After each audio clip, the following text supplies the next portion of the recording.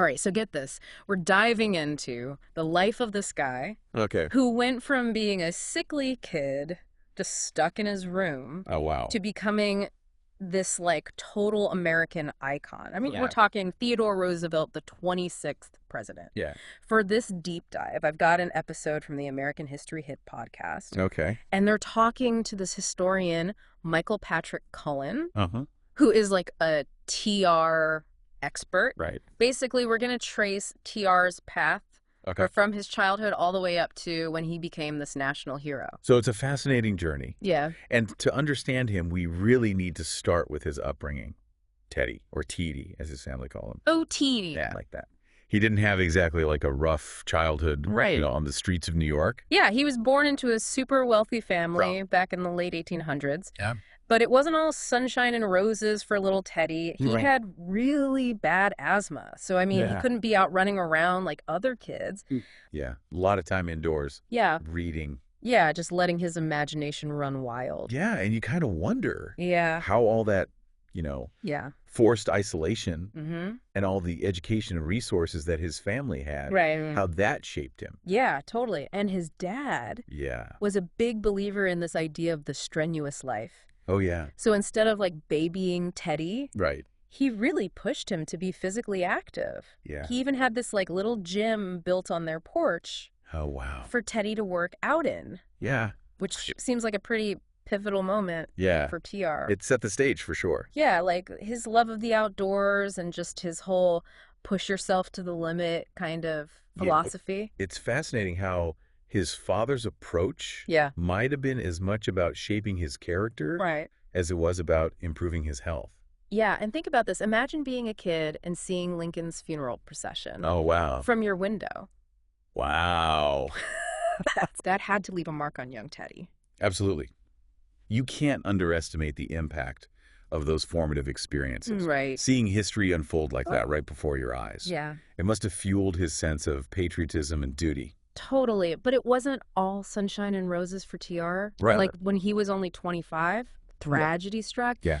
His mother and his wife Alice, they both died Oh, my gosh. on the same day, Wow. Valentine's Day, Oh, no. no less. Oh, that's awful. It's a crazy story. Yeah. He wrote in his diary that day, "The light has gone out of my life."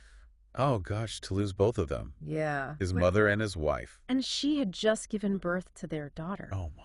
It's unimaginable. Yeah. So what does he do? Yeah. He takes off. He Right. goes out to the Dakota Badlands. Oh, wow. What a change. Talk about a dramatic life change. Yeah, he must have needed to escape. Yeah. The grief and the pressures of his life back east. Right. He threw himself into this whole cowboy lifestyle. Wow. Riding horses, ranching, Yeah. becoming a part of that world. So do you think those wide open spaces gave him a sense of healing? It's possible. Yeah. A chance to reinvent himself. Yeah. It was such a contrast to the society life he knew. Right. It was a chance to test his physical limits. Yeah. Mental limits in a totally different environment. But he didn't cut all ties with New York, right? No, he didn't. Okay. He would travel back and forth. Okay. He stayed connected with his daughter. Uh-huh. He even rekindled this romance with Edith Caro, Oh, wow. a childhood friend, Okay. who would later become his second wife. So the Badlands were like an escape for him. It seems like it. Yeah. Yeah. But the pull of New York and a life of public service Yeah. eventually drew him back. Exactly. And he runs for mayor of New York City. Oh, really? Doesn't win that one. Okay. But it seems like it reignited his passion for politics. Okay. And then he gets appointed New York City Police Commissioner. Oh, wow. That's where things get interesting. He actually walked the beat with Jacob Riis. I didn't know that. Yeah, the photographer who was exposing the terrible condition Right. in the slums. Yeah. That's a pretty hands-on approach Is for a guy from such a privileged background. Yeah, for sure. What do you think he took away from that? Oh, I don't know. Could have been pretty. Right. Reese's photographs were shocking. Yeah. Seeing that poverty firsthand, Yeah. did that radicalize TR in any way?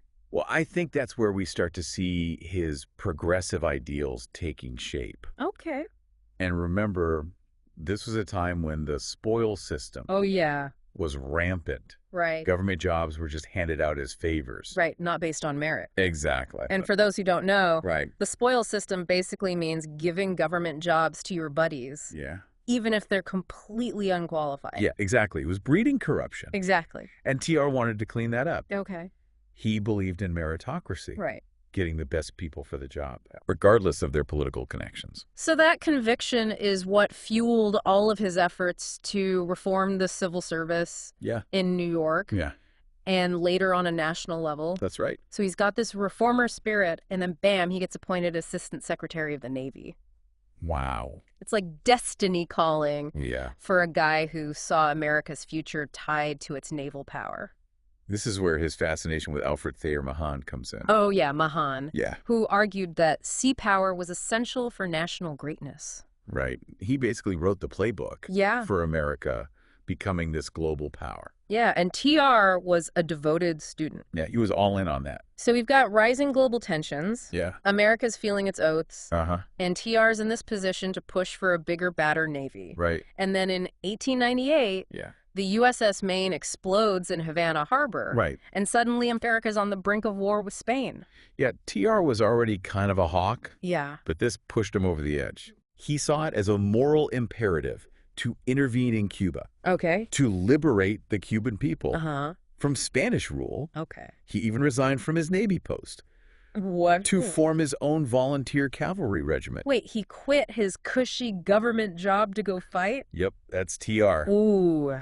He formed the Rough Riders, Okay. and that's where the legend of TR really starts to take off. Okay, so let's talk about the Rough Riders and the whole San Juan Hill thing. Yeah. It's like the ultimate image of TR. Right, the fearless leader charging into battle. Yeah, but was it really as heroic as the stories make it seem? Well, the Spanish-American War was short, Okay. but it was brutal. Uh-huh. The Battle of San Juan Hill was a key victory for the U.S., and TR's courage under fire Yeah. is undeniable. Right. He even got shot in the elbow during the battle, What? but he kept fighting. Oh my gosh. That's TR, Yeah. tough as nails. That's like something out of a movie. I know, right? This wasn't just a publicity stunt. He actually put his life on the line. Yeah, he was right there in the thick of it. So no wonder he comes back a national hero. Exactly. That image of him leading the charge at San Juan Hill Yeah. cemented his status as a war hero. Right. It propelled him into the national spotlight, Yeah. made him a political force to be reckoned with. So he comes back from the war, a conquering hero, Uh-huh. and gets elected governor of New York. That's right. But he wasn't exactly playing nice with the Republican Party bosses, was he? No, No. he never really was one to toe the party line. Okay. That independent streak and his reformer zeal Uh-huh. made him a bit of a thorn in their side. So what do? Well, they come up with this plan Okay. to get him out of the way. Out of New York politics. Exactly. Yeah. They nominate him for vice president under McKinley Wow. in the 1900 election. So they're trying to sideline him? Yeah, it was a brilliant move. Okay. Maybe a little cynical, Right. but they figured the vice presidency would be a nice, quiet way. To neutralize him. Exactly, little did they know what fate had in store. Oh, boy. This is where things get interesting. So here's TR, this like ball of energy and ambition stuck in this position that he basically saw as useless. Right, like trying to contain a force of nature. Yeah. But as we all know, history had other plans. Right.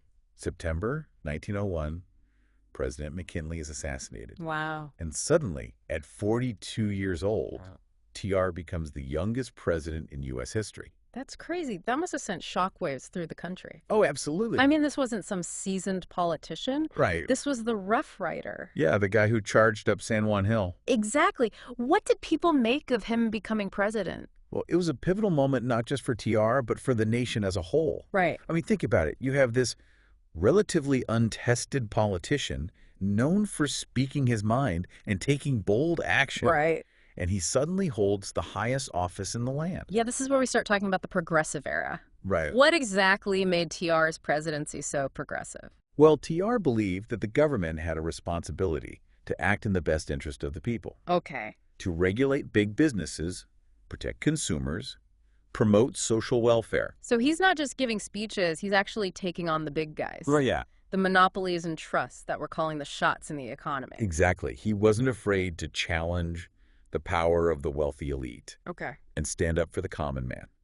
So one of his biggest moves was his trust-busting campaign. Right. He went after companies like Standard Oil. Yeah, using the Sherman Antitrust Act to break them up. He really believed that these giant corporations were stifling competition and Yeah. hurting everyday Americans. Exactly. He was basically drawing a line in the sand, Yeah. saying you can't just run roughshod over everyone else. Right. There are rules, you're going to play by them. Hence the nickname Trustbuster. Exactly. But his progressivism went beyond economics too, right? Absolutely. He was a huge advocate for conservation. Yeah, remember that childhood fascination with nature? Right. It blossomed into a real commitment Uh, to protecting America's natural beauty and resources. yeah. And he didn't just talk the talk. Right. He walked the walk. He did. During his presidency, he created national parks, national forests, Wow. wildlife refuges. Protecting millions of acres of land from development. Yeah, it's a legacy that we still benefit from today. Absolutely. He understood that these natural treasures weren't just pretty to look at. Right. They were essential to the nation's well-being, a part of our national heritage. And let's not forget about the Pure Food and Drug Act. Oh, yeah, that was huge. That was a game changer when it came to food safety. It was a direct response to the public outcry over Upton Sinclair's novel, The Jungle, Oh, which exposed those horrific conditions in meatpacking plants. It was meant to be socialist propaganda. Right, but it caused such a stir that it actually spurred real change. Wow. People were just horrified by the descriptions of what was going into their food. Yeah, I've heard it's a pretty tough read. Yeah, it is. Did TR read it? Apparently so. And he was disgusted. He Right. pushed hard for reform. Okay. And the result was this landmark law that set standards for food and drug safety. It's amazing to think how one book could have such a powerful impact. Yeah, it speaks to the power of muckraking journalism Yeah. to expose injustice and ignite reform. So we've talked about his domestic policies, Right. but he also made some major moves in foreign policy. He did. This is where we see his big stick diplomacy in action. Yeah, didn't he say something like, speak softly and carry a big stick? He did. Yeah, that pretty much sums up his approach to foreign policy. Right. He believed in negotiating from a position of strength, Uh-huh. but he was also willing to use military force if necessary. Right, to protect American interests. And the Panama Canal is a perfect example of that. Oh, yeah. He really wanted that canal built. He did. And he wasn't afraid to play hardball to make it happen. He saw the strategic importance of connecting the Atlantic and Pacific Oceans. It would be a game changer for trade and for projecting American naval power. Right. But getting it built was a complex geopolitical maneuver. It was. He basically orchestrated the secession of Panama from Colombia Yeah. to get the rights to build the canal. It was a bold move. Yeah. Some might even say controversial. Right. It was seen by some as an act of imperialism, Uh-huh. but TR saw it as a necessary step Okay. for securing American interests, Oh, yeah. expanding American influence. So he wasn't afraid to throw his weight around on the world stage, Nope. but he also used his influence for peacemaking, right? He did? Didn't he win a Nobel Peace Prize? He did. He played a key role in mediating the end of the Russo-Japanese War Okay. in 1905, Uh-huh. which earned him the Nobel Peace Prize the following year. It's kind of ironic, isn't it? It is a little bit, right? The big stick president wins the Peace Prize. It just goes to show what a complex figure he was. Right. He was a pragmatist, knew when to use force and when to seek peaceful solutions. Yeah. His presidency was just a whirlwind of activity. He was tackling domestic issues, reshaping foreign policy, always pushing for change. He was like a human dynamo, Right. constantly in motion. But I imagine he wasn't without his critics. Oh, of course not. Okay. Some people saw him as impulsive, Ah, too eager to expand American power, right. too willing to bypass Congress to get what he wanted. I mean, he was a larger-than-life personality. He was. Charismatic, energetic, Yes. always the center of He attention. definitely knew how to work a crowd Yeah. and get his message across. And remember, he loved the spotlight. Oh, he did. He wasn't one to shy away from publicity. No way. So even with all the criticism, he remained popular? Very much so. Okay. He stepped down after his second term, Okay. honoring a pledge he made not to seek a third consecutive term. Right. But he wasn't done with politics just yet. This is where things get really interesting. Okay. He goes on the safari in Africa, Right. comes back to America, and then decides to run for president again. He did. He was deeply disappointed with his successor, William Howard Taft, Oh, really? feeling that Taft had abandoned many of the progressive principles that they once shared. So TR felt like Taft wasn't bold enough, wasn't pushing hard enough for reform. Exactly. And, TR, he wasn't one to just sit on the sidelines. Right. He decided to challenge Taft for the Republican nomination in 1912. Okay. But when that didn't work out, Right. he did something even more dramatic. What's that? He formed his own party, Really? the Progressive Party, which everyone called the Bull Moose Party. Okay, I love that. Yeah, Bull Moose Party is such a perfect name for a TR movement. I know. What were they all about? Well, it was basically an extension of his progressive ideals, Okay. but even more ambitious. Like what? Well, he was pushing for things like women's suffrage social insurance programs, a minimum wage, Wow. ideas that were pretty radical for the time. Yeah, so he's running against his old party, the Republicans, Oh, as yes. well as the Democrats. So This was a four-way race. It was, you had Taft for the Republicans, Woodrow Wilson for the Democrats, Okay. Eugene V. Debs for the Socialist Party, and then TR leading the charge for the Bull Moose Party. That's wild. What a crazy election year that must have been. You was.